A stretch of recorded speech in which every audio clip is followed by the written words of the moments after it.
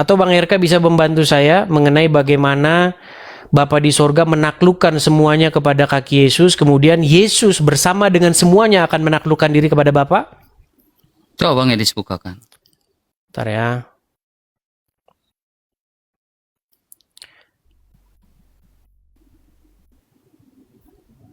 Sebentar ya. Teman-teman bisa bantu saya menemukan ayat itu?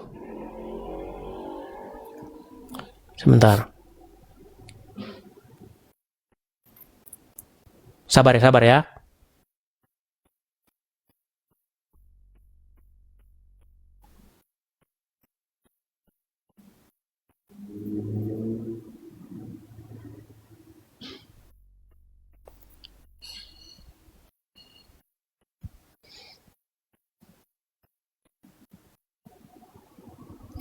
Oke, coba 1 Korintus pasal yang ke-15.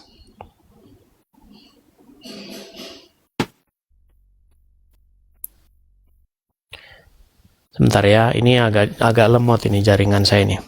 Pasal 15 ayat berapa Bang Edis? Oke.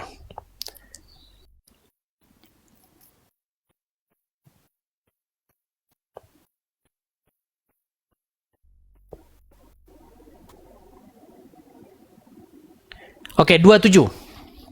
20. Ya. Sebab segala sesuatu telah ditaklukkannya di bawah kakinya, tetapi kalau dikatakan bahwa segala sesuatu telah ditaklukkan, maka teranglah bahwa ia sendiri yang telah menaklukkan segala sesuatu di bawah kaki Kristus. Ya, ini bicara Kristus ya. Ya. Itu tidak Kristus ya, berarti Dwinatur ya. Itu tidak termaksud di dalamnya. Gimana Bang? Oke, terus 28-nya? Tapi kalau segala sesuatu telah ditaklukkan di bawah Kristus, maka ia sendiri sebagai anak. Ya, ia kan bicara Kristus berarti bicara anak ya, Dwinatur ya, sebagai anak ya, sungguh-sungguh manusia ya, Bang Edi. Sepakat ya? Ya. Maka ia sendiri sebagai anak akan menaklukkan dirinya di bawah dia. Dia di situ siapa? Sang Bapa. Oke. Berarti anak menaklukkan diri kepada Bapa enggak? Menaklukkan diri kepada Bapa dalam konteks apakah bisa dikatakan dia tidak setara sebagai Kristus karena dua natur, dia juga Allah. Ya, kalau menaklukkan diri ya berarti gimana kita mau mengatakan bahwa anak itu setara dengan Bapa? Gini, Kristus kan berbicara tentang Dwinatur. Ya kan? Sungguh-sungguh Allah dan sungguh-sungguh manusia. Ya kan? Kita percaya dulu Allah yang transenden ini, yaitu Sang Bapa yang tadi Bang Edis sampaikan di dalam 1 Timotius 6 ayat 16. Ya kan? 1 Timotius 6 ayat 16 bahwa dia yang bersemayam dalam terang yang tak terhampiri. Ya kan? Itu Sang Bapa. Nah, yang tadi saya dengar Yohanes mengatakan itu Yesus. Ya, saya pun tidak sepakat masalah itu. Ya, saya tidak sepakat masalah itu. Ya, tetapi kita juga percaya bahwa tentang Allah yang imanen, yaitu di dalam Yesus Kristus di mana firman itu telah menjadi manusia. Nah, ketika firman itu telah menjadi manusia, Kristus itu bicara kristologi, itu memiliki Dwinatur, yaitu sungguh-sungguh Allah dan sungguh-sungguh manusia. Ayat yang Bang Edis bawakan dalam 2 Korintus ini, ya ini bicara tentang Kristus. Ya berarti bicara tentang naturnya juga. Ya kan? Sebagai anak, yang menaklukkan dirinya di bawah dia. Tetapi Kristus juga memiliki natur sebagai ilahi, yaitu firman Allah. Tapi kita bukan bahas itu loh, Bang RK. Gini ya, kalau kita membahas ini, kita kan membahas mengenai apa kata Bible. Makanya saya ini saya balikan dulu kamera saya ya. Silakan. Biar enak kita diskusi. Kalau diskusi enak kita begini kan enak. Jadi kita membawa kedamaian gitu loh. Oke ya, ini kita lihat bagaimana sebenarnya ini perikopnya adalah kebangkitan tubuh. Oke, sebelum kita ke situ, kita mulai dari sini saja ya. Sebentar. Oh, kok kebangkitan tubuh? Kita berbicara mengenai kebangkitan Kristus ya. Nah ini. Tadi sebelum ke 16 tadi ya? Bukan, 28. Oke, sebelum ke 28, nah ini kita harus baca dulu 3 ayat sebelumnya ya. Nah ini. Karena ia harus memegang pemerintahan sebagai raja. Ia di sini kan merujuk kepada Tuhan Yesus, betul? Mhm. Betul. Sampai Allah di sini merujuk kepada Bapa, betul? Betul.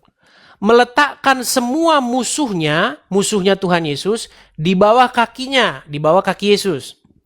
Hmm. Musuh yang terakhir yang dibinasakan adalah maut. Jadi musuh yang ditundukkan oleh Bapa kepada Tuhan Yesus itu adalah maut. Makanya maut tidak berkuasa lagi atas Yesus, betul? Mhm. Nah, sebab segala sesuatu telah ditaklukkan Bapa di bawah kakinya, di bawah kaki Yesus. Tetapi kalau dikatakan bahwa segala sesuatu telah ditaklukkan, maka teranglah bahwa Ia, Bapa di sorga, sendiri, maksudnya Yesus, bahwa Ia sendiri yang telah maksudnya Bapa, betul. Ia, Bapa di sorga sendiri yang telah menaklukkan segala sesuatu itu di bawah kaki Kristus, tidak termasuk di dalamnya. Jadi Ia, Bapa di sorga, tidak termasuk yang ditaklukkan kepada Kristus, malah sebaliknya. Tetapi kalau segala sesuatu telah ditaklukkan di bawah Kristus, maka Ia sendiri sebagai anak akan menaklukkan dirinya di bawah Dia, di bawah Bapa di sorga, yang telah menaklukkan segala sesuatu di bawah kakinya, supaya Allah, maksudnya Bapa, menjadi semua di dalam semua. Oke. Oke. Jadi ketika Bang Edis sepakat bahwa itu tidak setara ya Bang Edis ya. Kalau misalnya saya menaklukkan diri di bawah RK, berarti siapa yang lebih tinggi? Ya, kita lihat ya. Jadi kita bicara Dwinatur tadi Bang Edis ya. Silakan. Ya. Makanya kalau bicara tentang Kristus ini dalam Kolose pasal 2 Bang Edis ya. Ya Kolose pasal 2 ini bicara tentang Kristus juga. Dari ayat 8 ini bicara tentang Kristus, berarti natur ya. Natur ilahi dan natur manusia. Sebab dalam dialah berdiam secara jasmani seluruh kepenuhan Allah. Ya. Seluruh kepenuhan Allah. Dalam Kolose pasal 1 pun mengatakan demikian. Pasal 1 ya. Kolose pasal 1 ayat 19, karena seluruh kepenuhan Allah berkenan di dalam Dia. Nih, ayat yang ke-19. Ya. Nah, jadi kalau bicara tentang Dia tunduk, Dia takluk dalam keadaan sebagai manusia, tetapi kita jangan lupa juga natur ilahinya, bahwa di dalam diri Dia itu berdiam seluruh kepenuhan Allah. Makanya tadi saya menanyakan bahwa Yesus itu firman itu setara nggak dengan Sang Bapa? Bang Edis bilang kalau firman iya. Tapi kalau putra, kalau anak itu di bawah Bapa. Karena kepala dari Kristus, kepala dari anak itu adalah Bapa. Karena Tuhan Yesus sendiri berkata, Bapa yang mengutus aku lebih besar daripada aku. Oke. Lalu saya melakukan sebuah perbandingan juga Bang Edis dengan sebuah ayat Alkitab ya di dalam Ibrani pasal 1 ayat 8 nih. Ya, ini bicara tentang anak nih. Tetapi tentang anak ia berkata, tahtamu ya Allah. Ini menurut Bang Edis Sang Bapa yang berkata bukan? Betul, berkata kepada anak. Sang Bapa. Oke, sepakat. Sama-sama sepakat ya. Tetapi tentang anak ia berkata, tahtamu ya Allah tetap untuk seterusnya dan selamanya, dan tongkat kerajaanmu adalah perang. Jadi sang anak ini adalah tetap Allah kan? Betul. Saya tidak menolak bahwa Yesus adalah Allah, Yesus adalah Tuhan. Tetapi Yesus adalah Allah bukan berarti Dia Bapa di surga. Ya, Yesus jadi adalah Tuhan bukan berarti Dia Bapa di surga. Oke, jadi ketika kita berbicara tentang ini berarti kita bicara tentang relasi antara sang Bapa dan juga sang anak sebagai pribadi pertama dan pribadi kedua.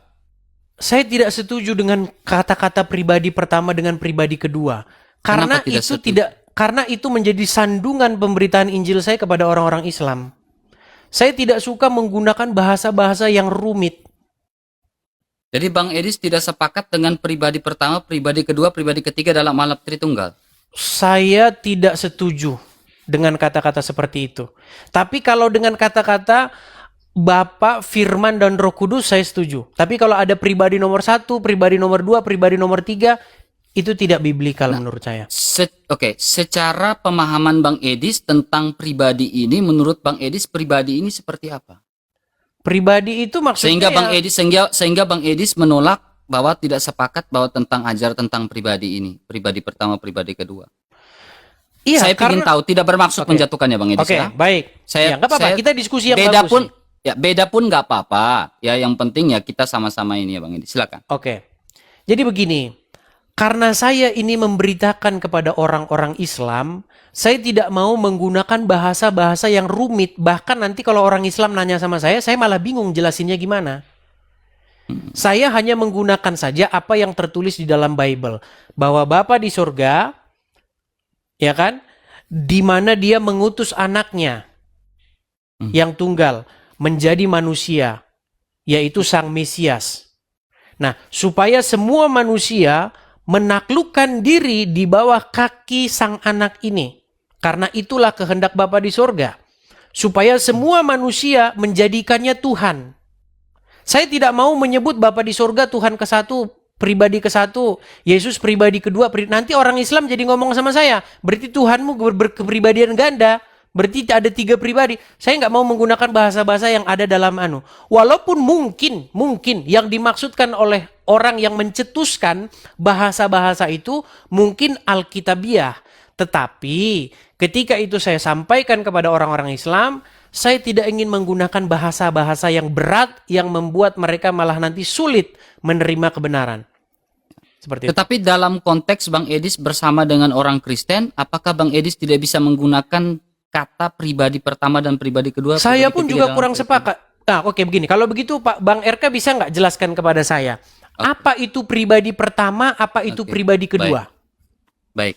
Saya Silakan. akan jelaskan. Terima kasih Bang Edis ya. Ya. Kita beda pandangan, jangan marah ya Bang Edis Nggak ya. masalah, nggak masalah. Yang penting saya ingin baik-baik dengan Bang Edis dalam ranah diskusi ini Bang Edis ya. Ya.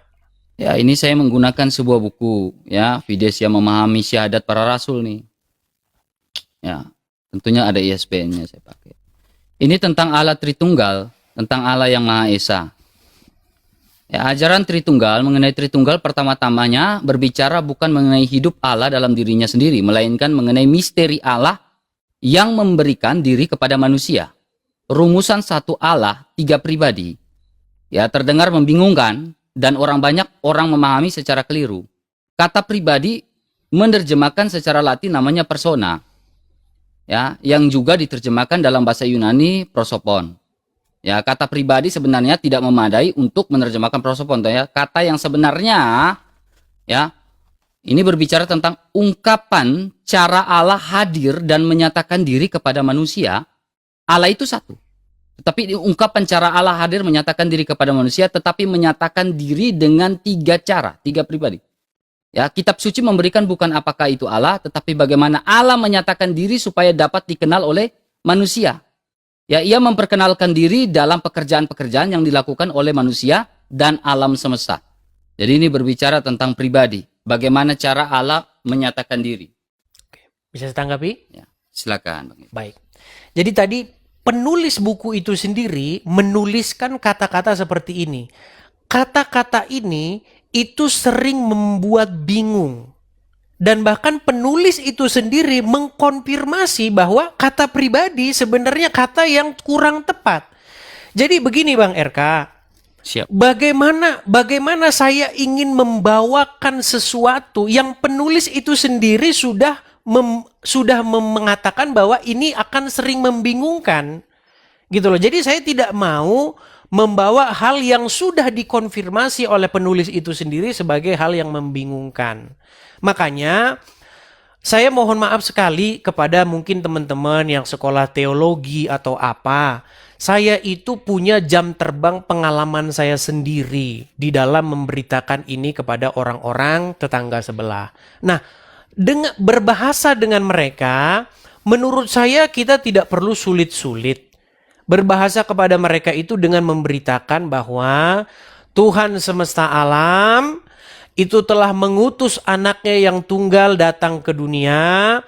Dan supaya apa? Supaya setiap orang yang percaya kepada dia tidak binasa, melainkan beroleh hidup yang kekal. Nah, apa yang dikatakan dari Injil kepada semua manusia? Jadikanlah, terimalah Yesus sebagai Tuhan dan Juru Selamatmu.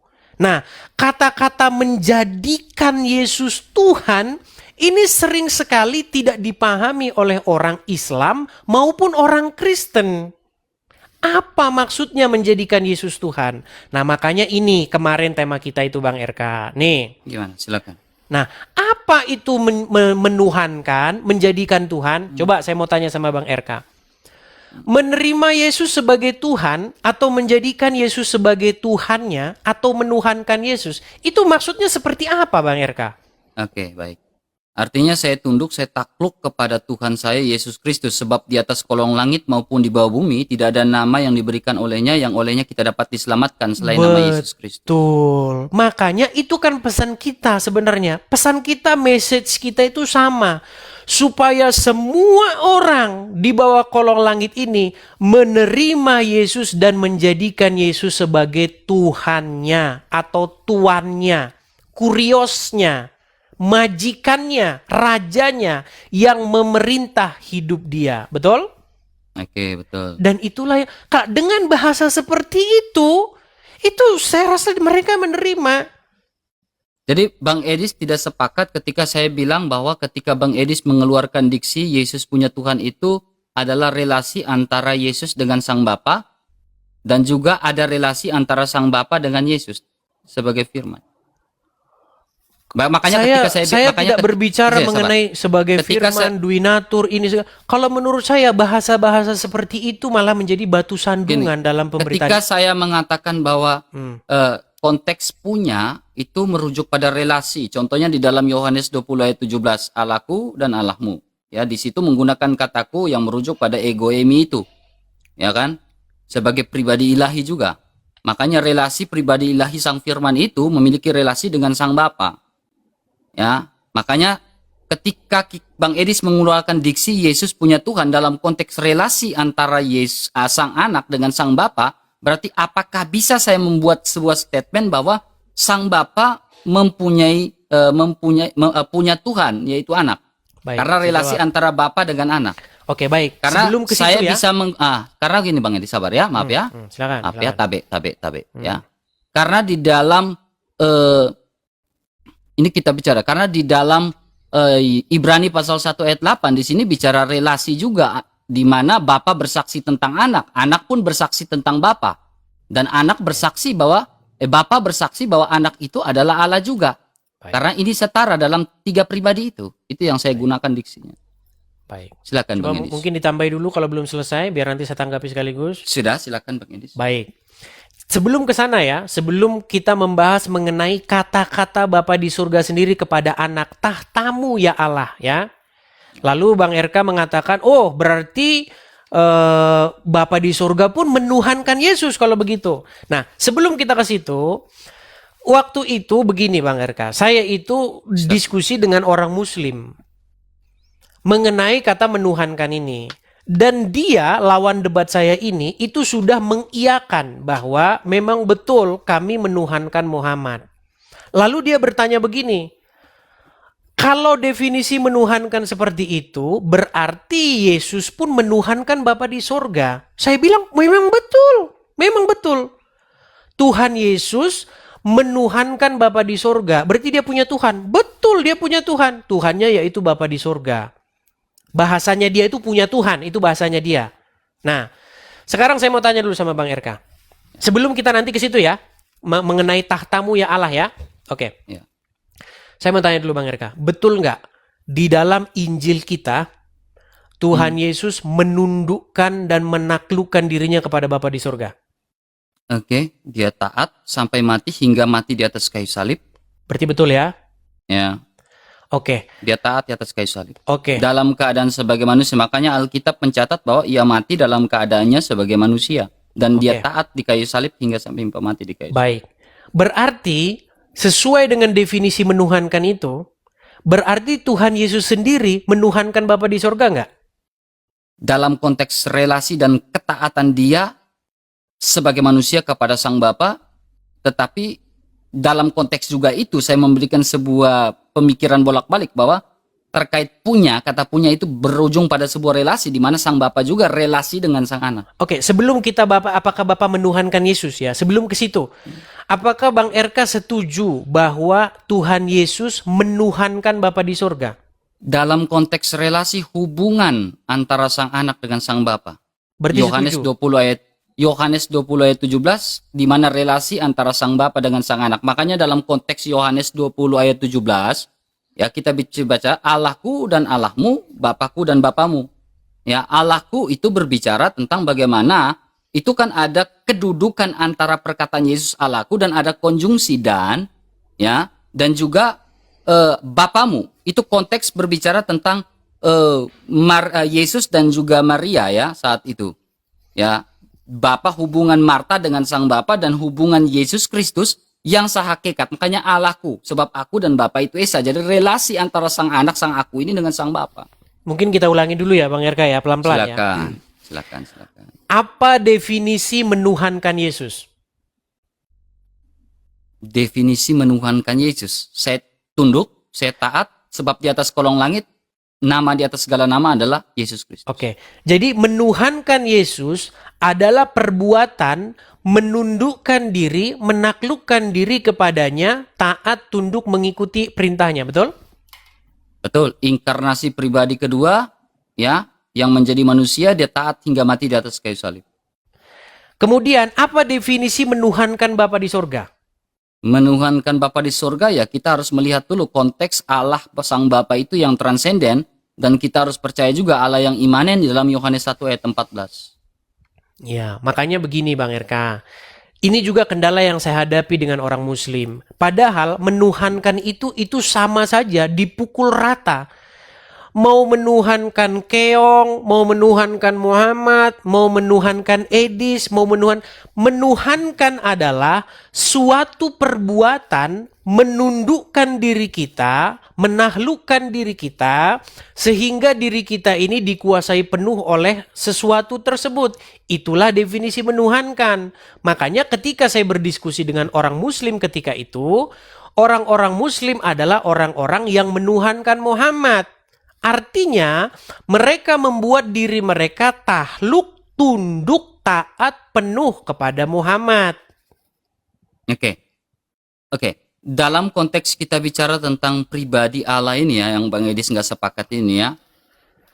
Bukan, kita nggak bicara mengenai pribadi, duinatur, keilahian. Kita bukan bicara itu loh. Kita bicara menuhankan. Iya Bang Edis, tapi dalam konteks kekristenan kita juga harus memahami ya tentang teologi dan juga tentang kristologi itu. Iya, tapi itu bukan itu bahasan kita. Kita tidak membahas kristologi, duinatur, keilahian. Bukan itu kita bahas. Ya, Kita bahas jadi gini, apa sih perbuatan menuhankan gitu loh. ketika dalam keadaan kenosis ya firman itu telah menjadi manusia, apakah keilahian Kristus itu tidak ada, terpisah atau gimana? Menurut Bang Edis. Kita tidak membahas Saya itu, terima Bang. pandangan. Kita jadi melebar kita bahasan kita. Enggak, karena Kalau- ini supaya kita berbicara tentang relasi ini Bang Edis. Betul, tetapi yang Kita kita bicara bahas. hipostasis nanti. Nah, ini makanya saya bilang, Silakan. makanya orang sering salah paham Bang RK. Gimana, Saya Pak? itu tidak sedang membahas hipostasis, kita tidak membahas duinatur, kita tidak membahas hakikat, makrifat dan lain sebagainya. Enggak, yang kita bahas itu menuhankan, punya Tuhan. Apa sih definisi punya Tuhan, definisi menuhankan, mempertuhan itu loh. Jadi kita jangan bicara yang lain-lain dulu. Kalau kita di sini sudah clear, maka kita harus simpulkan siapa yang dituhankan oleh orang Kristen.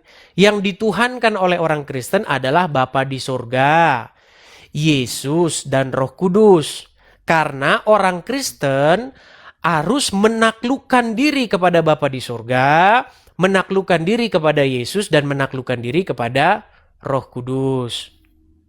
Karena ketika gini Bang Edis ya, karena ketika kita bilang konteks tentang Kristus ya Bang Edis ya, konteks tentang Kristus di mana ini kita bicara tentang di mana Kristus dalam naturnya sebagai manusia, apakah keilahiannya tidak ada sehingga kita harus bilang itu tidak sehakikat? Keilahian Tidak, itu apa? maksudnya tidak supaya tidak setara gitu. Sehingga Bang Edis mengeluarkan statement bahwa itu tidak setara. Oke, apa keilahian itu? Saya mau belajar Ya, dulu. kalau kita berbicara tentang keilahian, berarti kita bicara natur ilahi dia sebagai firman Allah.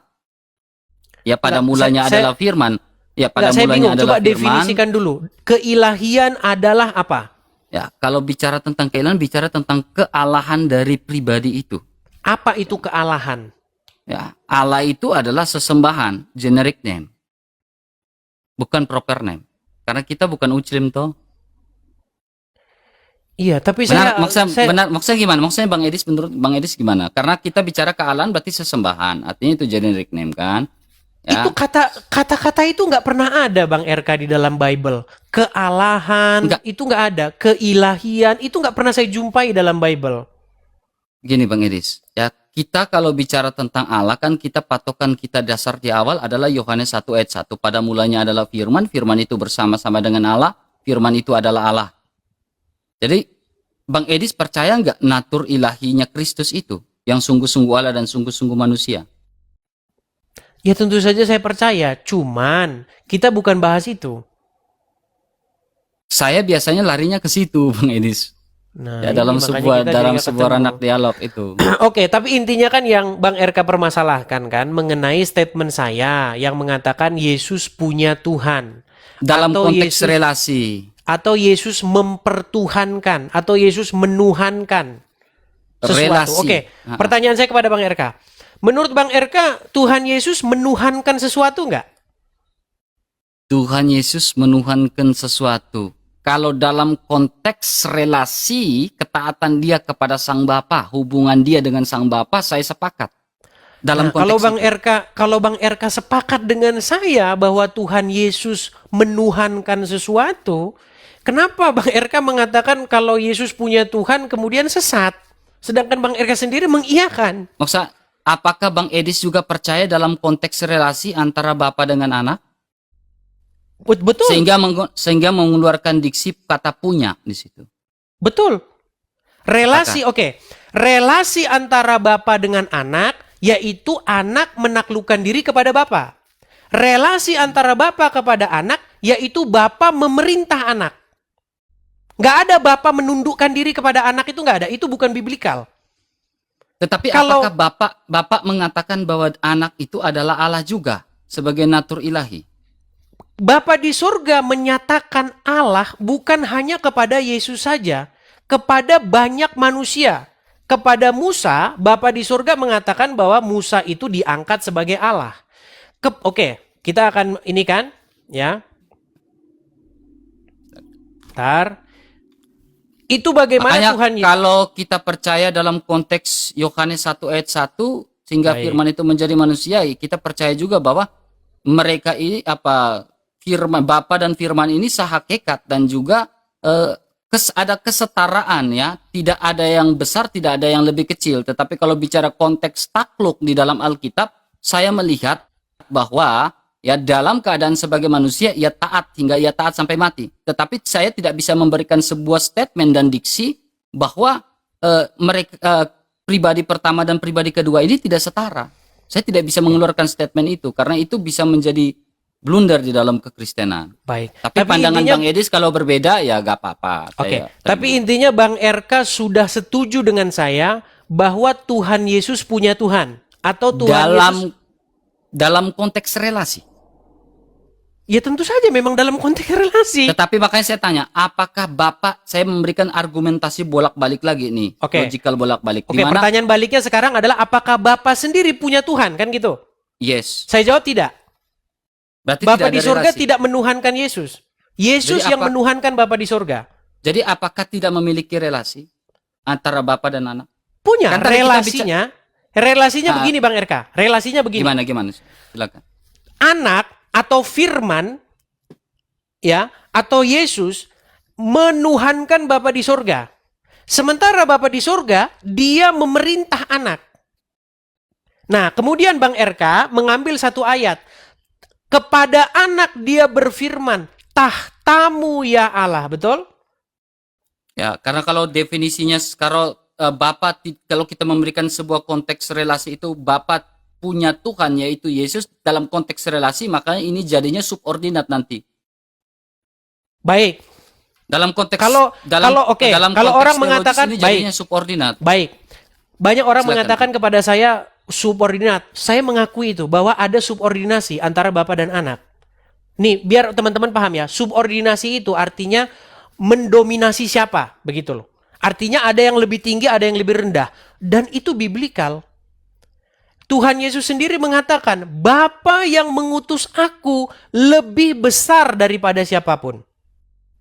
Apakah ketika Tuhan Yesus mengatakan begitu bahwa Tuhan Yesus tidak mengatakan bahwa Bapa lebih besar daripada dia?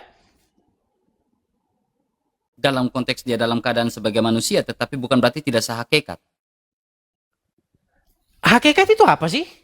Ya, hakikat itu bahasa ini kita menghakoh ya, intisari. Oke, baik. Sebenarnya RK itu kan berangkat dari sini ya, Bang RK ya, mengenai Gimana? ungkapan tentang anak ia berfirman, tahtamu ya Allah. Ya. Jadi Bapa di sorga memanggil anak Allah, betul? Nah, lalu Bang RK mengambil satu kesimpulan bahwa anak pun, Bapa pun menuhankan anak, betul? Dalam konteks relasi. Oke, kita akan tunjukkan satu ayat bahwa Bapa di surga tidak hanya berkata begitu kepada Sang Mesias, kepada Kristus. Dia berkata seperti itu kepada sidang ilahi. Perhatikan ya. Ini di dalam Mazmur pasal yang ini bahasan ini agak dalam ya teman-teman ya. Bahasan ini agak dalam, jadi teman-teman sabar ya. Mazmur 82. Perhatikan di sini. Aku sendiri telah berfirman, kamu adalah Allah dan anak-anak yang maha tinggi kamu sekalian. Jadi Bapa di surga mengatakan engkau adalah Allah, itu bukan hanya kepada Yesus. Kepada sidang ilahi pun dia berkata demikian. Bahkan kepada Musa, Bapa di surga berkata, lihat aku mengangkat engkau menjadi Allah bagi Firaun. Makanya kita sering salah paham mengenai definisi Allah ini. Allah ini sebenarnya artinya adalah apapun yang memiliki sebuah otoritas. Jadi hakim-hakim juga disebut sebagai Allah. Nah, sebenarnya Tuhan Yesus pernah dituduh oleh orang-orang Yahudi menghujat Allah karena menyamakan dirinya dengan Allah. Perhatikan ya. Saya tampilkan dulu di dalam Yohanes pasal yang keberapa bisa ini Bang Erka bantu saya? Yang mana Bang Edis? Ketika Tuhan Yesus mengutip Mazmur tersebut, mengapa engkau katakan aku menghujat sementara Mazmur 110 ayat 1 kutipan itu ya, bukan? Bukan, di dalam Yohanes. Ketika Tuhan Yesus dituduh menghujat Allah karena dia menyamakan dirinya dengan Allah. Lalu Tuhan Yesus mengutip apa yang tertulis dalam kitab. Bukankah tertulis dalam kitabmu bahwa engkau sekalian adalah Allah? Yohanes pasal berapa sih itu ya? Coba biar kita lihat konteks biblikalnya ya.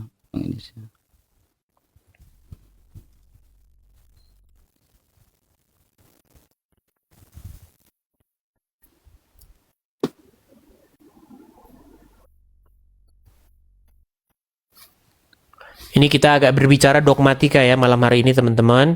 Apa-apa Bang Edis. Perbedaan pendapat itu hal biasa. Biar kita selesaikan Bang Edis ya. Kalaupun tidak sampai selesai Bang Edis ya kita baik-baiklah gitu ya.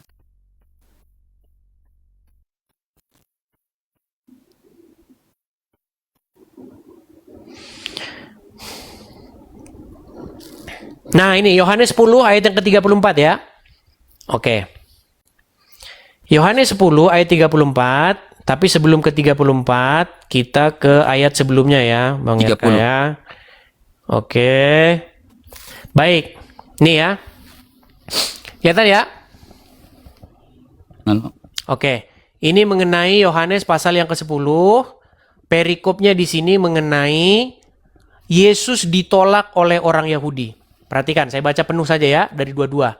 Tidak lama kemudian tibalah hari raya pentahbisan Bait Allah di Yerusalem. Ketika itu musim dingin dan Yesus berjalan-jalan di Bait Allah di Serambi Salomo. Maka orang-orang Yahudi mengelilingi dia dan berkata, "Berapa lama lagi engkau membiarkan kami hidup dalam kebimbangan? Jikalau engkau Mesias, katakanlah terus terang kepada kami." Yesus menjawab mereka, "Aku telah mengatakan kepada kamu, tetapi kamu tidak percaya. Pekerjaan-pekerjaan yang kulakukan dalam nama Bapakku, itulah yang kuberitakan, yang memberi kesaksian tentang aku. Tetapi kamu tidak percaya, karena kamu tidak termasuk domba-dombaku. Domba-dombaku mendengarkan suaraku, dan aku mengenal mereka, dan mereka mengenal aku." Kita agak lompat ke sini. Nah ini, aku dan Bapa adalah satu. Sekali lagi orang-orang Yahudi mengambil batu untuk melempari dia. Kata Yesus kepada mereka, "Banyak pekerjaan baik yang berasal dari Bapakku yang kuperlihatkan kepadamu. Pekerjaan manakah di antaranya yang menyebabkan kau mau melempari aku?" Jawab orang Yahudi itu, "Bukan karena satu pekerjaan baik maka kami mau melempari engkau, melainkan karena engkau menghujat Allah, dan karena engkau sekalipun hanya seorang manusia saja menyamakan dirimu dengan Allah." Perhatikan ini intinya. Kata Yesus kepada mereka, "Tidakkah ada tertulis dalam kitab Tauratmu, aku telah berfirman, kamu adalah Allah?" Jikalau mereka, kepada siapa firman itu disampaikan, disebut Allah, sedang kitab suci tidak dapat dibatalkan. Nah, jadi sebenarnya ungkapan bahwa Allah menyebut kamu sekalian adalah Allah, maksudnya di situ bukan berarti Bapa di surga itu menuhankan orang yang kepadanya Bapa di surga berkata demikian. Karena Bapa di surga berkata engkau Allah itu bukan hanya kepada satu orang saja. Kepada sidang ilahi pun dia berkata demikian. Coba bisa dibacakan tadi yang Mazmur tadi? Mazmur 110 ayat 1 bukan? Bukan, Mazmur yang sebelumnya tadi saya baca. Mazmur 81. Oh bukan, Mazmur berapa tadi teman-teman? Sebentar. 82 ayat 6. Oke ya, Mazmur 82 ayat 6. Coba silakan dibaca. Coba Bang Edis baca, saya buku laptop saya berat nih Bang Edis. Oke, baik. Mazmur 82 tadi ya. Aha. Mazmur 82. Mazmur 82.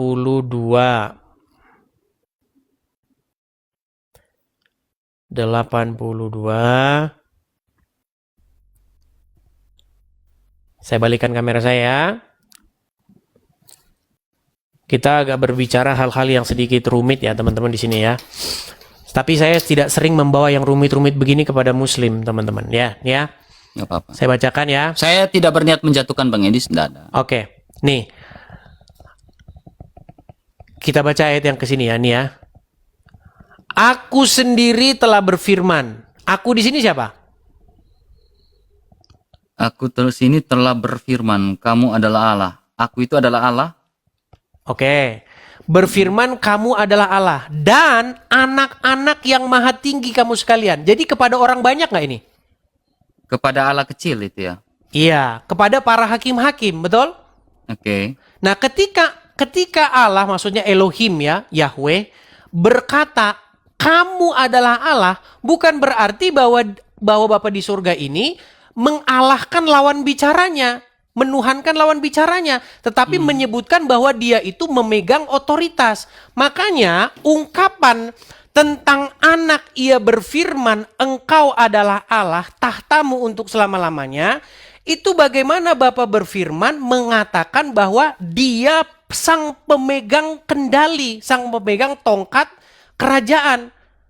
Makanya di dalam Mazmur 110, duduklah di sebelah kananku sampai kubuat musuh-musuhmu menjadi tumpuan kakiku. Maksudnya Yesus itu diangkat menjadi raja yang memerintah di muka bumi mewakili Bapa di surga. Sabar Bang Edis. Ketika Bang Edis menggunakan dalil di dalam Mazmur 82 ayat 6 ini, ya, apakah ayat ini tentang kata Allah di situ kedudukannya sama dengan Yesus sebagai Allah? Kedudukannya tentu berbeda. Maksudnya kedudukan antara dalam Mazmur 82 itu kan menggunakan kata Allah. Bahkan Firaun pun disebut sebagai Allah. Ya Bukan kan? Firaun. Musa diangkat Ya, menjadi Musa diangkat Allah. menjadi Allah. Sekarang Ya. apakah kedudukan itu sama dengan kedudukan Yesus Kristus sebagai Allah? Tentu tidak dong. Oke, tentu tidak. Berarti Yesus sehakikat dengan Sang Bapa. Hakikat itu apa dulu? Apa Kalau hakikat itu? sehakikat berarti intisari hako, dan artinya dia setara dengan Allah. Tidak ada yang besar, tidak ada yang lebih kecil dalam konteks Tritunggal Maha Kudus. Kalau tiga Bible pribadi. mengatakan bahwa anak itu menaklukkan diri kepada Bapa di sorga. Tapi Ya, begini karena Bang di RK. sini Bang, sabar Bang Edis, Oke. maaf ya. Oke. Karena Bang Edis tadi sempat mengutip Oke. di dalam Yohanes 10 ayat 30. Hmm. Ya kan? Nah, di dalam Yohanes 10 ayat 30 ini di sini menggunakan kata ego. Ya, ego emi ya. Ya, ini ego emi. Ya, ego. Jadi ini berbicara tentang dia itu sang ilahi juga. Ya kan? Nah, ini pernyataan ego ini pun setara kalau kita perhatikan di dalam Yohanes 14 ayat 6, tapi di situ bilang I. Berarti hand as man itu kan bentuk hand itu kan bentuk netral. Ya kan, as man itu kan kami, tapi bentuk netral artinya dia sahakekat. Dia itu artinya esa. Sahakekat, tidak ada yang besar dan tidak ada yang kecil, setara dia. Ya, tetapi konteks di sini kita melihat juga pernyataan Yesus 7 kali penekanan di atas kayu salib, di dalam kitab Yohanes, akulah jalan kebenaran, itu menggunakan kata ego juga, ego emi. Ya. Tapi Dan begini Bang RK. sabar Bang Edis. Oke, silakan. Dan pernyataan Yesus ini, ya, kalau kita melakukan sebuah perbandingan dan hermeneutik, itu kita lihat di dalam Keluaran pasal 3 ayat 14, di mana di situ ada pergunaan kata ehye, eser ehye. Ya, dalam Septuaginta kita bisa lihat bahwa itu adalah ego emi. Menurut Bang Edis, pernyataan di dalam Keluaran 3 ayat 14 itu siapa itu? Sang Bapa kah atau siapa? Keluaran 3 ayat 14. Ehye eser ehye. Itu siapa itu? Ketika dengan Nabi Iya, Musa. itu Bapa di sorga. Waduh, itu firman Allah. Iya, Bang Edis. Bapa di sorga itu makanya tidak saya bilang pernah. ini kita berbeda di sini Bang Edis. Bukan, Karena bukan dalam begini. Maksudnya Keluaran begini. 3 ayat 14 itu adalah firman Allah, bukan Bapa di surga. Betul. Tetapi Bapa di surga itu selalu dikatakan dia berfirman dengan perantaraan sang firman. Betul.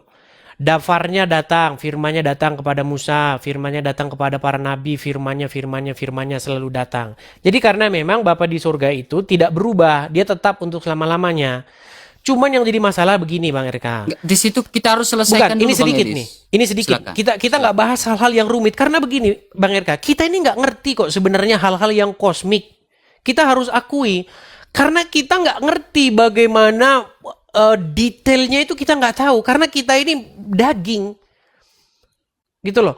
Jangan kita melampaui sesuatu yang di dunia kosmik itu bagaimana kejadiannya. Kita nggak sampai akal kita. Yang sampai kepada akal kita itu yang diberitakan Injil saja. Begini Bang RK. Apakah kalau Yesus menjadi hamba Tuhan atau kalau Yesus mengatakan bahwa dirinya itu lebih kecil daripada Bapa di surga, apakah itu menjadi masalah? Coba. Ya. Poin pertama ya Bang Edis ya. Poin pertama adalah kalau berbicara tentang firman yang telah menjadi manusia, dia memiliki banyak gelar-gelar ya. Ya, gelar. Tapi bukan itu yang saya tanyakan Bang Irka. Biar kita Nah, tidak ini kan- berbelit. Gini, Saya karena nggak saya berbelit, melihat karena memang teologi ini bukan teologi. Berteologi itu atau kita memahami teologi ini harus melihat dari secara latar belakang dan juga eksegesisnya itu seperti apa. bukan, tapi bukan itu yang saya maksudkan. Begini, saya melihat banyak ketakutan dari orang-orang Kristen yang mengatakan bahwa posisi Tuhan Yesus, posisi anak itu memang di bawah Bapa. Seolah-olah kok takut kok ada masalah dengan itu gitu loh. Padahal itu biblikal dan itu tidak jadi soal gitu loh. Secara itu saya begini Bang Edis ya. Makanya saya tadi mau menjelaskan, ketika dia mendapatkan gelar sebagai anak Allah, hamba Allah, ya Bang Edis ya. Hamba Allah ini dia taat kepada Sang Bapa. Ya, dan Oke, beberapa saya ayat balikan yang dulu Bang kamera Edis saya. ya, Bang Edis sampaikan beberapa ayat tadi. Oke. Tetapi di dalam sebuah di mana dia datang itu, ya firmannya itu tetap ada. Gitu. Firmannya Oke. tetap ada, keilahinya, dua natur itu. Baik. Baik. tidak terlalu. Saya tidak mau menggunakan bahasa-bahasa yang situ, mohon maaf ya Bang RK. Mungkin kalau Bang RK punya metode penginjilan mengenai Dwinatur, apa segala macam, saya tidak menyalahkan. Tapi saya menghindari bahasa-bahasa yang nggak pernah ada dalam Bible. Baik. Buktinya orang Kristen banyak, orang Islam banyak kok yang percaya, yang masuk Kristen gara-gara pemberitaan saya tanpa harus menggunakan bahasa-bahasa yang bikin mumet menurut saya. Baik. Saya akan bacakan bagaimana Tuhan Yesus sendiri mengaku bahwa Bapa lebih besar daripada dirinya. Misalnya dalam Yohanes 14 ayat yang ke-28, ya. Kamu telah mendengar bahwa aku telah berkata kepadamu, aku pergi tetapi aku datang kembali kepadamu supaya kamu mengasihi aku, sekiranya kamu mengasihi aku, kamu tentu akan bersukacita karena aku pergi kepada Bapakku sebab Bapa lebih besar daripada aku. Ini kata Tuhan kita sendiri nih. Tuhan Yesus yang ngomong. Terus, Bapakku yang memberikan mereka kepadaku lebih besar daripada siapapun, dan seorang pun tidak dapat merebut mereka dari tangan Bapa. Kelihatan? Kelihatan? Ya, silakan lanjut. Nah, apakah kita harus menolak perkataan dari Tuhan kita Yesus bahwa Bapa memang lebih besar daripada Yesus? Yang saya herankan begini, kenapa kita ini kok takut memberitakan Injil kalau memang kepala dari istri itu adalah suami, kepala dari suami adalah Kristus, dan kepala dari Kristus adalah Bapa di sorga. Itu tidak menjadikan Kristen itu jadi salah, tidak. Oke. Kalau Gitu kita bicara Bapak lebih besar daripada aku ini Bang Edis ya, saya tanggap ya. Ya, tetapi dia bilang aku akan pergi kepada Bapa. Ya, dalam konteks di mana ya kita lihat dalam Yohanes 8 ayat 42 di mana firman itu datang ya, keluar dan datang dari Sang Bapa. Benar? Ketika firman itu keluar dan datang dari Sang Bapa, dia adalah Allah kan? Sehingga ketika dia datang menjadi manusia, makanya saya bilang ketika dia datang menjadi manusia, dia berkenosis menjadi manusia, kita bisa lihat di dalam Filipi pasal 2 ayat 5 sampai 7. Ya. Di situ ada kata kenosis. Ya kan? Ketika ada kata kenosis di situ, ya, dia ada menggunakan kata morpe doulo di dalam Filipi 2 ayat 6. Morpe dia menambahkan doulo rupa hamba. Ya kan? Jadi dia sebagai hamba Allah. Betul. Tetapi ketika dia morpe doulo, itu tetap di situ bahasa Yunani tetap menggunakan kata hiparkon, artinya tetap existing, keilahiannya. Ya, makanya saya bilang kesetaraan antara Sang Bapa dengan Sang Anak tidak ada subordinat. Ya, dia sebagai manusia, dia sebagai hamba Allah, ya, dia memberitakan, ya, dia taat sampai mati. Oke.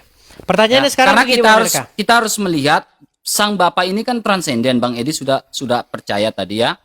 Sang Bapa ini adalah transenden. Tapi apa pertanyaannya? Apakah Bang Edis percaya Allah yang imanen? Imanen itu apa sih? Ya, Allah yang imanen di mana firman itu telah menjadi manusia yang Bang Edis jelaskan tadi di awal dengan Rudi Yohanes. Allah yang tampak kan? Allah yang menyatakan diri lewat firman-Nya. Iya, apakah Allah yang menyatakan dirinya itu adalah Bapa di surga itu sendiri? Firman-Nya yang menyatakan diri. Makanya pertanyaan saya tadi di awal yang tadi sebat itu saya kan bilang pertanyaan saya. Di dalam Keluaran 3 ayat 14 itu siapa? Bang Edis bilang itu Sang Bapa. Saya bilang itu bukan Sang Bapa, tetapi itu berbicara tentang, ini saya jawab dulu. Ya, itu berbicara tentang memra Allah, teofaninya Allah. Ya, teofaninya Allah. Ya, makanya kalau kita lihat di dalam Alkitab Perjanjian Lama selalu kita temukan di mana teofani Allah seperti Malak Adonai, ya, itu selalu menyatakan diri dan menampakkan diri kepada salah satunya kepada Abraham. Ketika Bang Edis mengatakan itu di Keluaran 3 ayat 14 itu adalah Sang Bapa, maka akan rusak semua tatanan dalam Alkitab. Rusaknya apa? Ya, kita percaya Allah itu rupanya tidak dilihat, suaranya pun tidak didengar. Bagaimana Musa bisa melihat Allah kalau itu Sang Bapa? Oke, tapi nampaknya kita ada Gitu. salah paham di sini Bang RK. Tema kita ini Coba kan gimana? sebenarnya mengenai Yesus yang menuhankan Bapa di surga. Statement saya ini itu banyak dibantah oleh orang-orang memang yang menolak bahwasanya Yesus itu menuhankan Bapa di surga. Tapi puji Tuhan, Bang RK di sini kan sebenarnya sudah mengiyakan saya bahwa Dalam konteks Yesus. relasi. Oke, berarti Bang RK sudah mengiyakan bahwasanya Yesus punya Tuhan atau menuhankan Bapa di surga? Dalam konteks relasi, tetapi saya juga harus membuat sebuah argumentasi bolak-balik, pertanyaan bolak-balik, dalam arti apakah Bapa menuhankan Yesus dalam konteks relasi? Tapi Kalau Bang saya Edis ka- gak sepakat. saya- Kalau Bang Edis tidak sepakat di Bapa juga menuhankan Yesus dalam konteks relasi sesuai Ibrani 1 ayat 8, berarti tiga pribadi ini tidak memiliki relasi satu sama lain. Makanya Memiliki Alkitab relasi, mengatakan, Bang RK. ya kalau memiliki Relasinya adalah seperti yang saya katakan tadi. Relasinya begini. Bapa itu memerintah sang anak. Sedangkan anak, dia menuruti Bapa di surga. Dia melakukan, makanya dia melakukan kehendakku. Saya akan balikkan saja kamera saya ya. Nih. coba. Atau gini dulu, sebelum saya tunjukkan ayat ini, saya mau tanya sama Bang RK. Yesus, sekarang Tuhan Yesus, dia masih menjadi hamba Tuhan atau enggak? Dia sudah menjadi raja di atas segala raja, tetapi ya dalam ini mungkin kita memiliki sebuah pemahaman yang berbeda dalam hal ini ya. Tadi Bang Edi sempat bertanya kepada Rudi Yohanes, apakah kau bisa melihat Tuhan? Ya saya sebagai pemahaman saya bilang tubuh mistik Kristus Bukan itu loh Bang ada RK yang saya tanya. Ya, tubuh mistik Bang Kristus RK, itu dalam gereja. Oke, menurut Bang RK, apakah Tuhan Yesus sudah berhenti menjadi hamba Bapa? Tidakkah dari yesterday, today, forever, Jesus is the same. Berarti tidak berhenti kan? Ketika Yesus datang ke surga, sabar. Ketika Yesus balik ke surga, Sang Bapa itu tetaplah yang transenden. Bukan itu yang saya tanyakan Bang RK. Apakah Tuhan Yesus sekarang berhenti menjadi hambanya Bapa di surga? Berhenti menjadi hamba Bapa di surga. Apakah ada dalil yang secara spesifik yang ingin menguatkan pernyataan Bang Edis? Oke, Bang RK setuju nggak? Bang RK setuju nggak bahwa Tuhan Yesus itu adalah hambanya Bapa di surga? Setelah atau sesudah dia naik ke surga? Sejak datang sampai sekarang. Sampai detik ini Tuhan Yesus masih menjadi hambanya Bapa di surga. Oke, jadi ketika dia sudah naik ke surga, apakah dia masih tetap hamba? Kalau dia masih tetap hamba, berarti Yesus tidak memiliki tubuh kemuliaan lagi. Kenapa begitu? Ya kan? Tidak ada hubungannya itu. Ya itu logikanya loh gini ya, Bang Erdis ya. Jadi Yesus ketika datang ya, dia datang lewat seorang perawan Maria. Ya kan, lewat seorang perawan Maria, mengalami tubuh daging, ada darah dan tubuh di situ. Makanya tadi saya bilang, ketika dia sudah naik, dia sudah terpaku di atas kayu salib, darahnya tercurah, lalu dia naik ke surga, dia adalah raja, dia adalah pemimpin, tetapi Sang Bapa itu tetaplah yang transenden. Ya, jadi ketika Bang Edis mengatakan bahwa, makanya pertanyaan saya, setelah atau sesudah? Setelah dia naik ke surga, ya dia kan dia hamba enggak? Kalau hamba, apakah dia memiliki darah dan daging di dalam surga? Hamba itu tidak perkara darah dan daging loh Bang RK. Malaikat itu tidak punya darah dan daging. Ketika dia diperintah oleh Bapa di surga, maka dia itu kedudukannya hamba. Hamba itu yang menerima perintah. Yang memerintah itu yang Tuhan, yang Tuan. Adakah ayat di dalam Alkitab Bang Edis Baik, menunjukkan bahwa ya. ketika Yesus sudah naik ke surga, dia adalah hamba Allah? Karena ini bicara darah dan daging. Oke, setelah Tuhan Yesus naik ke surga atau setelah Tuhan Yesus bangkit, Tuhan Yesus masih menyebut Bapa di surga itu sebagai Allahku. Betul? Maksudnya sesudah dia bangkit maksudnya? Setelah Tuhan Yesus bangkit dan naik ke surga, bahkan ketika memberitakan firman kepada Yohanes di Pulau Patmos, apakah Tuhan Yesus masih menyebut Bapa sebagai Allahnya? Atau ada Elohimnya? hal lain, dia mengatakan dirinya akulah Alfa dan Omega, yang awal dan yang akhir. Yohanes 1 ayat 7. Akulah Alfa dan Omega itu, tapi kita jadi kemana? Bang Erka lah. Ya maka, oke lah Bang Edis ya. Oke lah, sebentar, ini penutupnya, ini penutup ya, ini penutup. Tapi satu hal Bang Edis, terakhir ya, saya juga mau tanya Bang Edis juga. Menurut Bang Edis, dilahirkan atau diciptakan? Dilahirkan. Bible tidak pernah mengatakan diciptakan, dilahirkan. Okay. Baik. Di sini ya jelas ya. Ini bahkan LAI sendiri itu sudah menulis Yesus hamba Tuhan. Saya itu ingin memberitakan Yesus sebagai hamba Tuhan, Yesus sebagai Mesias, Yesus yang ada di Bible kita kepada orang-orang Muslim. Dan puji Tuhan banyak yang menerima loh. Dan menjadikan Yesus sebagai Tuhannya. Yang jadi problem itu adalah banyak orang gak ngerti menjadikan Tuhan, definisi Tuhan itu apa. Makanya saya bilang, Tuhan itu ya maksudnya ya Tuhan itu gitu loh. Perhatikan ya. Matius pasal yang ke-12. Perikopnya adalah Yesus hamba Tuhan. Banyak orang mengikuti Yesus dan ia menyembuhkan mereka semuanya.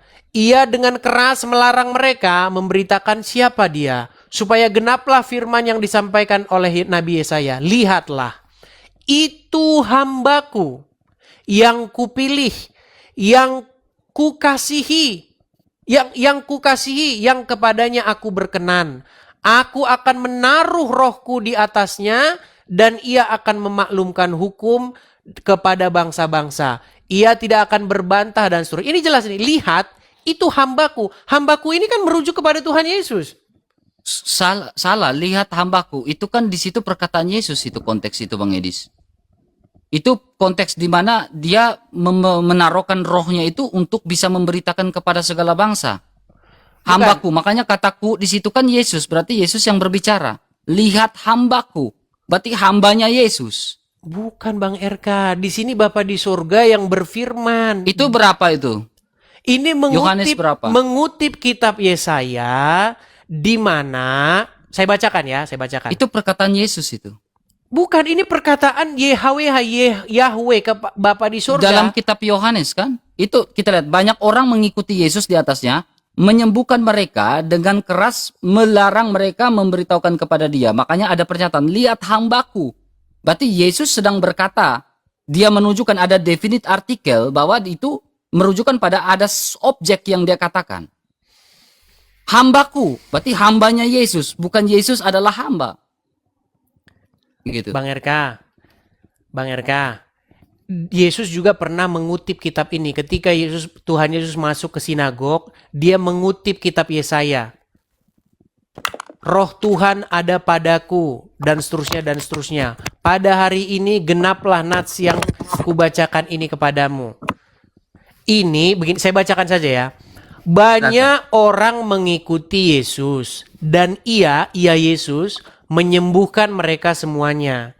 Ia Yesus dengan keras melarang mereka, orang-orang yang ngikutin tadi kan, memberitahukan tentang siapa dia, siapa Yesus ini, dilarang. Supaya genaplah firman yang disampaikan oleh Nabi Yesaya. Lihatlah, itu hambaku yang kupilih. Ini Bapa di sorga berfirman tentang Yesus. Lihatlah, itu hambaku yang kupilih, yang kepadanya aku berkenan, yang kukasihi, yang kepadanya jiwaku berkenan. Aku akan menaruh rohku di atasnya, dan ia Yesus akan memaklumkan hukum kepada bangsa-bangsa. Ia tidak akan berbantah dan ia tidak akan berteriak, dan orang tidak akan mendengar suaranya di jalan-jalan. Buluh yang patah terkulai tidak akan diputuskannya, dan sumbu yang pudar nyalanya tidak akan dipadamkannya. Sampai ia menjadikan hukum itu menang, dan padanya lah bangsa-bangsa akan berharap. Ini nubuatan Bapa di sorga mengenai Sang Mesias yang akan datang, yaitu Tuhan Yesus. Saya itu herannya begini, kenapa ketika saya memberitakan Yesus sebagai Sang Mesias hamba Tuhan, banyak orang Kristen yang menolak ini. Ini tragis sekali gitu loh. Siapa yang menolak Bang Edis? Bukan, ketika saya beritakan Yesus sebagai hamba Tuhan, kok sekarang orang Kristen malah marah. Oh enggak, Yesus itu Tuhan Ya, sendiri. Makanya paham oneness itu sudah merajalela di tengah-tengah umat. Betul Bang. Jadi gini Bang Edis, ketika orang menolak Yesus sebagai hamba Allah, nah itu salah besar. Karena dalam 2 Yohanes mengatakan apa? Jikalau kamu menolak Yesus Kristus datang sebagai manusia, kamu adalah antikristus. Ya kan? Ya, saya tidak pernah menolak Yesus datang sebagai manusia dan memiliki gelar-gelar sebagai anak Allah, Iya, hamba makanya Allah. Saya tidak menolak itu. iya, lalu Dan bagaimana bahkan dia mungkin taat ketika kepada Sang Bapa. Saya tidak menolak itu. Karena iya, saya percaya Allah yang transenden, Allah yang imanen saya percaya, dan Allah yang imanen ini dalam Yesus ini memiliki gelar-gelar itu. Saya tidak menolak itu. Dia taat sampai mati di atas kayu salib. Saya tidak iya, menolak itu. makanya kemarin ketika saya mengeluarkan satu statement bahwa Yesus bertuhan atau mempunyai Tuhan atau menuhankan Bapa di surga, kenapa banyak orang-orang Kristen termasuk Bang RK kok menolak itu gitu loh. Karena makanya saya naik ke atas, saya menanyakan dalam konteks relasi saya percaya, tetapi ada argumentasi bolak-balik lagi, relasi Tritunggal ya. Ya, apakah Bapa menuhankan Yesus? Bang Edis tidak percaya di situ. Tidak, Secara konsep, Tuhan Yesus secara- yang menuhankan Bapa di surga. Tapi apakah Bapa tidak menuhankan Yesus dalam konteks relasi? Kalau Menuhankan tidak, itu kan berarti apakah menaklukkan tidak ada- dirinya. apakah tidak ada relasi? Sebab Bapa di dalam aku dan aku di dalam Bapa. Bapa Oke. bersaksi tentang sabar Bang Edis. Sebab Bapa bersaksi, aku bersaksi tentang Bapa dan Bapa bersaksi tentang aku. Makanya saya bilang kata punya tanda kutip garis bawah itu berbicara tentang relasi. Oke, saya sepakat di situ. Makanya saya memberikan pertanyaan balikan, argumentasi bolak-balik, di mana apakah Bapak menuhankan Yesus dalam konteks relasi tanda kutip garis bawah? Tadi itu sudah saya Kalau jawab bilang tidak. iya berarti memiliki relasi Tritunggal Tadi itu. itu- Kalau tadi tidak itu berarti sudah- tidak ada relasi. Bukan tidak ada relasi, ada relasi. Relasinya adalah sang anak menuruti, taat, takluk, tunduk kepada Bapa di surga. Sedangkan Bapa di surga memerintah anak. Ya, tetapi apakah Bapak tidak mengatakan anak adalah Allah? Itu kan relasi juga, Betul. kesaksian. Mengatakan Allah bukan berarti bahwa sang Bapa menundukkan dirinya kepada Yesus. Nggak pernah ada Bapa di surga menundukkan dirinya kepada Yesus. Yang ada Tuhan Yesus menaklukkan segala sesuatu di bawah kaki Bapa di surga. Demikianlah Yesus menjadi Tuhan bagi kemuliaan Elohim. Elohim di situ merujuk kepada Bapa di surga. Itulah Injil yang saya bawa kepada orang-orang Islam. Dan puji Tuhan banyak mereka mengganti Tuhannya mereka. Yang diganti Tuhannya yang tadi itu menjadi Tuhan Yesus. Ini Bang Edis ya, maaf ya saya kasih sebuah dalil ya Bang Edis ya. Ini di dalam Mazmur 110 ayat 1. Ya, Mazmur Daud. Demikianlah firman Tuhan. Ya, ini kita tahu proper name ya. Kepada Tuanku, duduklah di Mesias. sebelah. Ya, oke, sepakat. Sama berarti ya. Duduklah di sebelah kananku sampai ku buat musuh-musuhmu. Saya lakukan sebuah hermeneutik juga di dalam Roma 9 ayat 8. Ya, artinya bukan anak menurut daging ya. Sabar Roma 9 ayat 8. Oke. Roma 9 ayat 8. Ibrani 1 ayat 8 tadi itu. Ya. Di situ berbicara tentang keturunan Abraham, tentang Mesias. Sehingga saya muncul sebuah pertanyaan nih Bang Edis. Ya, di situ duduklah. Tuhan telah berfirman kepada Tuhanku ya. Sehingga muncul pertanyaan nih, Yesus punya Tuhan, ya, relasi, ya. T besar kan, kurios kan? Ya, Yesus punya Tuhan huruf besar. Iya betul. Ya kan? Betul.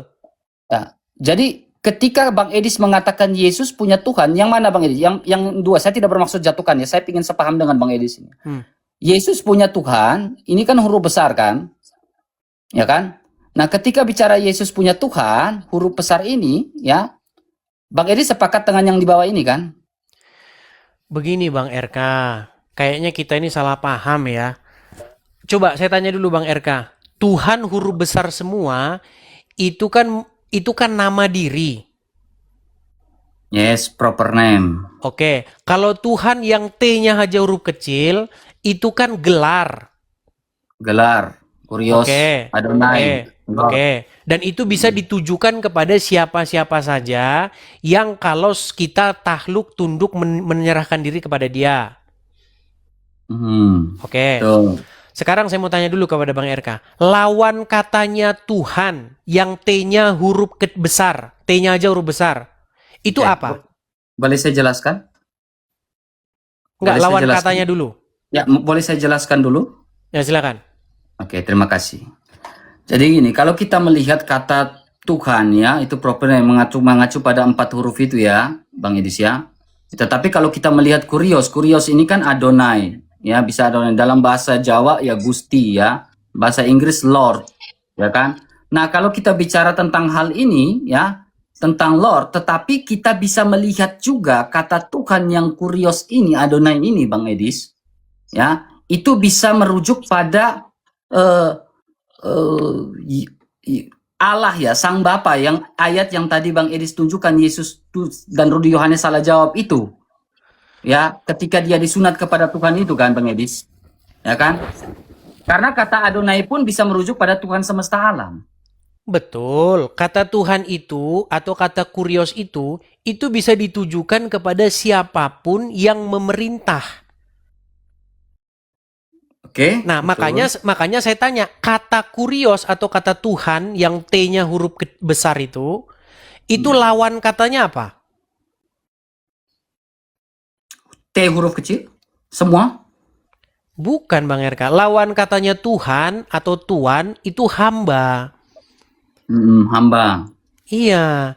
Jadi tapi beginilah Bang RK, kita ini sebenarnya inti dari kekristenan itu bukan itu kok. Bukan, oh begini relasinya begini, Dwi ini kalau nggak mengaku ini nanti begini, kalau ini nanti pahamnya begini, apakah kekal. Kita bukan itu kok intinya Bang RK. Ini yang Bang Edis ya, saya tidak Inti, bermaksud ya. inti dari kekristenan itu sebenarnya bagaimana supaya kita itu hidup serupa dengan Sang Kristus, Sang Mesias. Bagaimana kita jadikan dia sebagai Mesias kita. Kan udah jelas. Kan Tuhan Yesus sendiri tuh Bang RK yang sudah nanya. Kata orang siapa aku ini? Dan itu sebenarnya sudah dijawab. Siapakah Yesus? Menurut Yesus sendiri, jangan siapakah Yesus menurut uskup, menurut pastor, menurut pendeta, menurut pakar ini. Kita nggak peduli. Menurut Tuhan Yesus sendiri, siapakah Yesus? Kan pertanyaan itu sudah diajukan oleh Tuhan Yesus. Menurut orang, siapa aku ini? Ada yang bilang engkau adalah nabi, engkau adalah Elia, engkau adalah ini. Lalu apa kata Tuhan Yesus kepada Simon Petrus? Engkau adalah anak Allah. Engkau adalah Mesias. Anak Allah yang hidup. Iya, jadi sudah Ya. beritakanlah Jadi Yesus merujuk sebagai pada Sang pribadi. Mesias. Tapi sabar Bang Edis, yang terakhir ya Bang Edis. Sedikit ya. ini penutup ya. Ah, Bagaimanakah relasi firman menjadi daging, kedudukannya, ininya, aduh segala macam. Aduh, bukan itu sebenarnya inti kekristenan. Inti kekristenan adalah bagaimana supaya kita hidup seturut dan segambar serupa dengan Yesus. Bagaimana kita ini supaya kita dibentuk seperti kata lagu, bagaikan bejana siap dibentuk, ya kan? Ku mau sepertimu Yesus. Itu intinya. Kenapa kita ribut masalah ini hipostasis union? Pusing kita Bang RK, pusing. Aman. Tapi ini yang terakhir Gitu loh. Bang Edis ya. Tidak ada yang lain ya. Ya kalau ini saya hanya memberikan sebuah ini aja ya. Yesus punya Tuhan, ya kurios ya. Yesus punya Tuhan. Ya ketika kita mengatakan Yesus punya Tuhan dalam konteks yang tidak dijelaskan, maka Yesus pun Tuhan huruf besar kalau kita bisa lihat. Nggak ada Yesus benar. Tuhan huruf besar Bang RK. Maksudnya begini, mewakili, maksudnya nama Tuhan Yesus. Bang Edis. Ketika kita bicara Yesus bukan Tuhan huruf besar ini Bang Edis ya. Kalau Yesus punya Tuhan dan berarti konsekuensinya Yesus bukan Tuhan huruf besar ini, maka ini akan berbicara tentang Allah yang Esa itu, aliran kasih yang kekal hipostasis pertama, ya, yaitu Sang Bapa, dan hipostasis kedua yaitu Firman Anak, dan hipostasis ketiga itu. Karena ini merujuk pada Allah ini, Tuhan ini. Kalau Yesus punya Tuhan, berarti apakah Yesus bukan Tuhan huruf besar? Yesus bukan Tuhan huruf besar, karena kalau Yesus Tuhan huruf besar, maka Bapa di surga itu disalibkan. Itu paham Oneness Pentakosta. Ketika Yesus disalibkan, apakah Bapa di surga disalibkan? Karena kalau kita berbicara Yesus adalah Tuhan huruf besar, saya sepakat itu. Dia YHWH.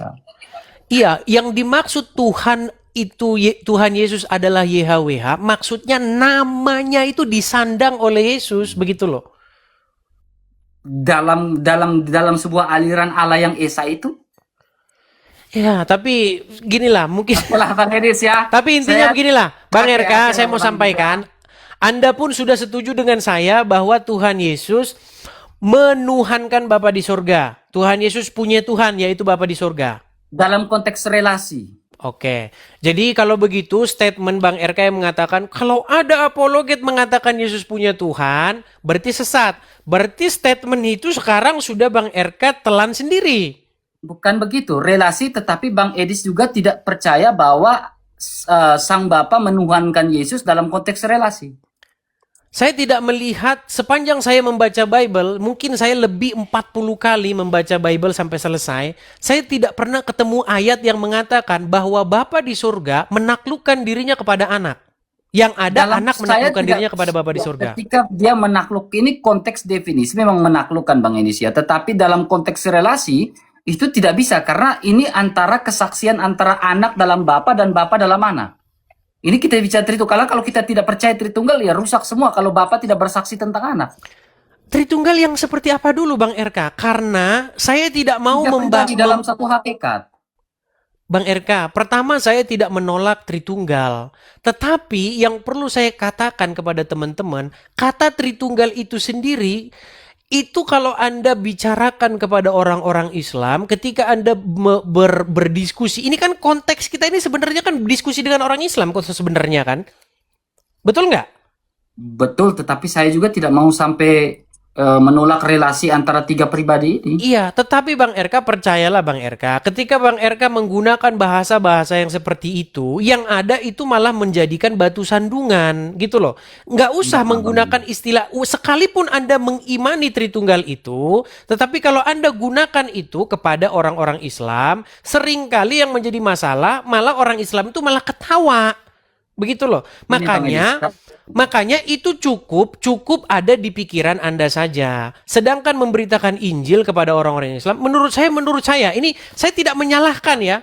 Kalau kalian mau memberitakan dengan pakai pengertian itu silahkan. Tapi kalau saya tidak mau menggunakan istilah-istilah yang bikin rumit. Saya nggak mau. Intinya begini. Ini penutup dari saya. Nanti Bang Erka juga silahkan kasih penutupnya. Di dalam Korintus pasal yang ke-15 tadi ya, 1 Korintus 15. Nanti Bang Erka silakan kasih penutup. Ya. 1 Korintus pasal yang ke-15. Ini mengenai banyak orang-orang muslim yang menuduh bahwasanya Paulus yang menjadikan Yesus sebagai Tuhan. Tapi dia tidak pernah baca isi surat Paulus. Bagaimana Paulus itu sangat-sangat orang yang berpaham Tuhan yang Esa. Nih, saya balikin ya. Nih, ini penutup dari saya. Nanti Bang Erka silakan juga kasih penutup ya. Yang tadi ya, nih. Oke. Sebab segala sesuatu telah ditaklukkannya. Ditaklukkan Bapa di sorga. Nya di sini merujuk kepada Bapa di sorga. Sebab segala sesuatu telah ditaklukkan Bapa di sorga di bawah kakinya, di bawah kaki Yesus. Tetapi kalau dikatakan bahwa segala sesuatu telah ditaklukkan, maka teranglah bahwa ia, Bapa di sorga, yang sendiri, yang telah menaklukkan segala sesuatu di bawah kaki Kristus itu, tidak termasuk di dalamnya. Tidak termasuk. Tetapi kalau segala sesuatu telah ditaklukkan di bawah Kristus, maka ia sendiri sebagai anak akan menaklukkan dirinya di bawah kaki dia, kaki Bapa di sorga, yang telah menaklukkan segala sesuatu itu di bawah kakinya, kaki Yesus. Supaya apa? Supaya Allah, maksudnya Bapa di sorga, menjadi semua di dalam semua. Inilah pesan daripada Injil kita. Supaya Yesus menjadi Tuhan, menjadi Tuhan bagi kemuliaan Allah Bapa. Itu pesan Injil kita. Begitu loh. Itu penutup dari saya. Silakan Bang RK penutupnya. Semua kembali kepada penonton ya. Intinya Kristen itu ajarannya adalah Tuhan yang Esa. Seperti itu. Silakan Bang RK. Oke, terima kasih banyak Bang Edis ya. Saya tetap percaya bahwa saya tetap menggunakan Tritunggal ya, tiga pribadi dalam satu hakikat setara, tidak ada subordinan ya. Saya setara. Tidak ada mau subordinat, karena subordinat bisa mengarah kemana-mana. Saya tetap percaya setara, yang setara, Tritunggal. 3 pribadi yang berbeda, bisa dibedakan, tidak bisa dipisahkan. Saya tetap percaya itu. Karena saya terus memberitakan, memang ini berat. Ya, bahasa saya susah, saya tidak tahu, mungkin sulit bahasa saya, terlalu tinggi, terlalu teologis. Ya, mungkin saya pun menyadari itu. Ya, tetapi saya percaya, Roma 10 ayat 17, ya. Iman timbul dari pendengaran, pendengaran akan firman Kristus. Saya percaya akan hal itu. Saya terus memberitakan firman Tuhan dengan cara seperti yang saya lakukan. Bang Edis mungkin dengan cara seperti itu. Tetapi mungkin ada beberapa hal yang berbeda di antara kita. Ya, bukanlah menjadi suatu ini. Minta maaf ya Bang Edis kalau saya ada salah-salah kata. Sama-sama, Bang Eka. Menyakiti hati Sama-sama. Bang Edis. Maafkan saya ya. Sama-sama, sama-sama. Oke. Terima kasih Bang Edis. Terima kasih ya. Saya turunkan ya. Turunkan Bang Edis. Oke, Shalom. baik, shalom, shalom. Oke, oke. Ya, itulah ya makanya teman-teman ya. Jadi